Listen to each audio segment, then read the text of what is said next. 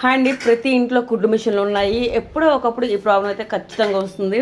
అప్పుడప్పుడు మిషన్ కుట్టినప్పుడు అలాగా వీల్ అనేది స్ట్రక్ అయిపోతుంది, ముందుకి వెళ్ళదు, వెనక్కి వెళ్ళదు. కొన్నిసార్లు మనం అర్జెంట్ కుడుతున్నప్పుడు కూడా ఇలాంటి ప్రాబ్లం వచ్చి స్ట్రక్ అయ్యి ఆగిపోతుంది. అప్పటికప్పుడు రిపేర్ షాప్కి తీసుకువెళ్ళినా కానీ వెంటనే వాళ్ళు చేసేవారు 2 days అంటారు, 1 week అంటారు. అలాంటి టైంలో ఒకసారి మీకు మీరే ఈ ఫ్రంట్ ఉన్నటువంటి క్యాప్ ఓపెన్ చేసి చూడండి.